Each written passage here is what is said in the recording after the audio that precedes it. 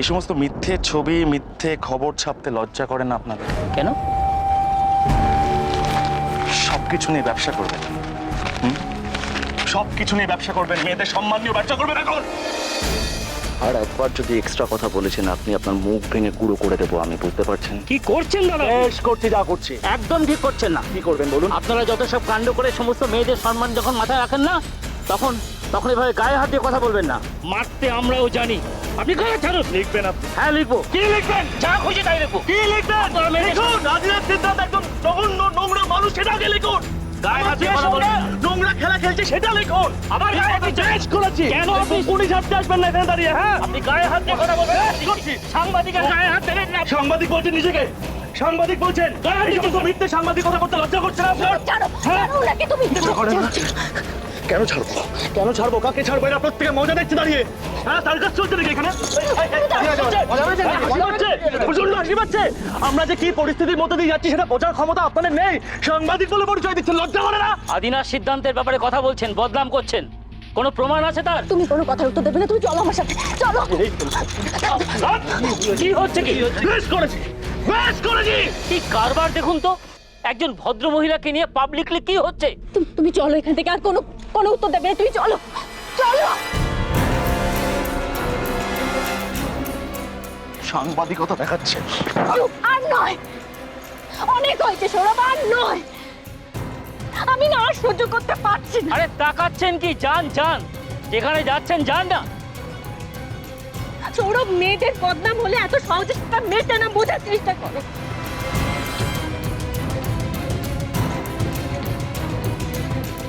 তুমি একটা কাজ করো, তুমি আমাকে এখানে ছেড়ে রেখে চলে যাও, অন্তত তুমি শান্তিতে থাকতে পারবে। Shut up, just shut up. প্রথম থেকে যদি কথাগুলো আমাকে বলতে, তাহলে এই দিনগুলো দেখতে হতো না। কিচ্ছু বলনি আমাকে। এই সব কিছু বদনাম না নিজের দোষে হয়েছে, তোমার নিজের দোষে হয়েছে। ছেড়ে চলে যাও আমাকে। মগের মুলুক নাকি এটা? ইচ্ছা করছে একটা।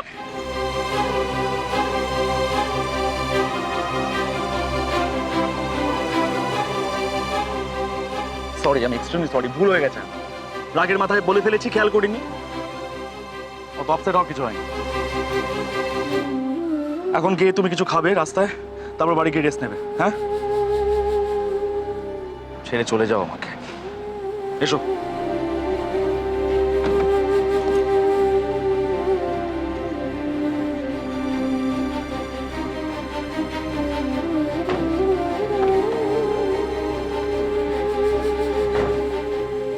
এত সহজে কি বাড়িতে গিয়ে বিশ্রাম নিতে পারবো? কেউ না কেউ তো কথাটা তুলবে। সহ্য করতে হবে আমাকে সবকিছু। যতদিন না নিজেকে নির্দোষ প্রমাণ করছি ততদিন, যতদিন অংশুমান লাহিড়ী শাস্তি হচ্ছে। বাড়িতে তো এখনো কেউ জানেই না যে অংশুমান লাহিড়ী আদিনাথ সিদ্ধান্ত। জানলে কি হবে কে জানে। বংশী কাকা, বংশী কাকা, কোথায় তুমি? শিগগির এসো। উফ, এক কথা যে কতবার বলতে হয় না। বংশী কাকা, এই তো। কি যে করো না তুমি। কতবার বলেছি চাদরগুলো লেপগুলো সব রোদে দিতে হবে, এখনো দাওনি কেন? মানে ওই ছোট বৌদি ফিরে এসেছে তো, তাই কি নেব কি নেব।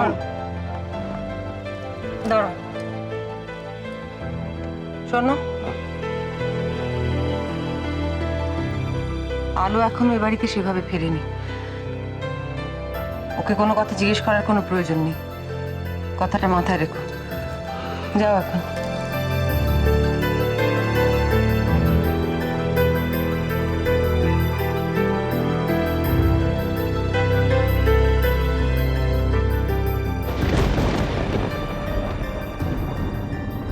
কাগজ আবার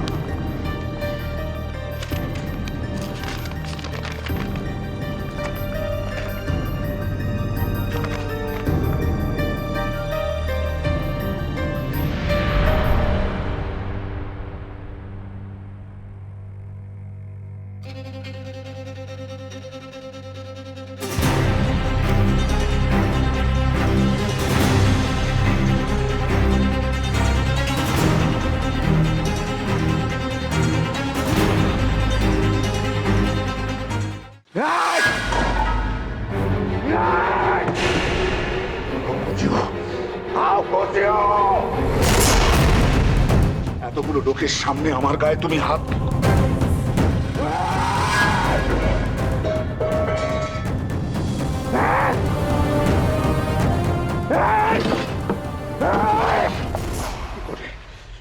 কি করে আলো? আমি কাউকে ছাড়বো না, কাউকে ছাড়বো না আমি, না তোমাকে, না সৌরভকে, না সৌরভের বাড়ির লোকজনকে, প্রত্যেককে।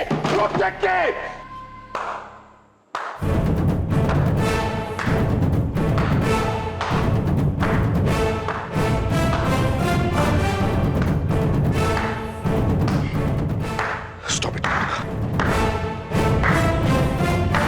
Stop it. I said stop it. Just stop it. Stop it. বেশি বাড়াবাড়ি আজ আমার সামনে করো না Mallika. I said stop it. Just stop it. Just stop it.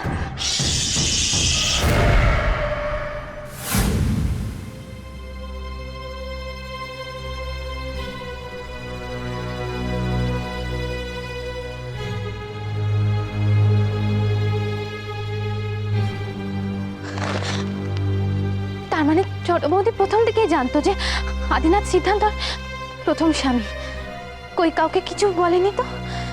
আমার জীবনটা শুধু শুধু নষ্ট করে দিল। বড় বৌদি, আমি না নিতে পারছি না, আমি সত্যি বলছি গো। মানে এত বড় একটা কথা আমাদেরকে কিছু জানালো না। মানে আমি তো জানতাম যে ভাই অংশুমান লাহিড়ী মারা যাবার পর তার বউকে বিয়ে করেছিল। দিদি, তোর কি মনে হয় তোর ছোট আগে থেকে জানতো?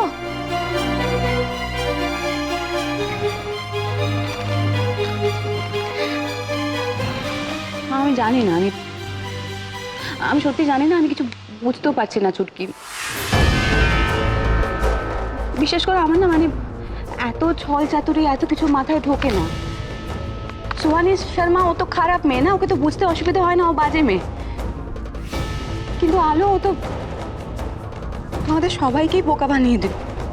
কোনো কাজ করতে হবে না তোমাকে, তুমি কি সোজা রেস্ট নেবে? হ্যাঁ, সারাদিন তোমার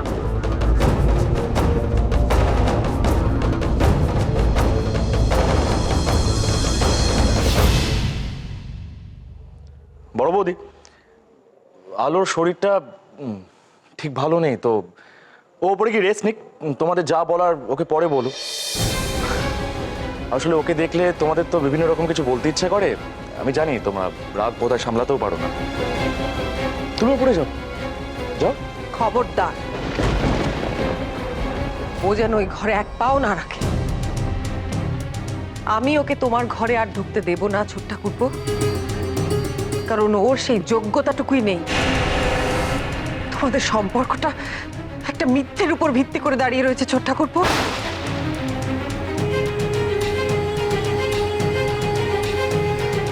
কি বলছো তুমি দিদি ভাই? আমি ওকে মিথ্যে বলেছি? কি বললে তুমি? কি মিথ্যে বলেছো তুমি? তুমি বলনি তোমার স্বামী মারা গেছেন? তুমি বলনি সে কথা? তিনি তো মারা যাননি, তিনি তো বেঁচে আছেন।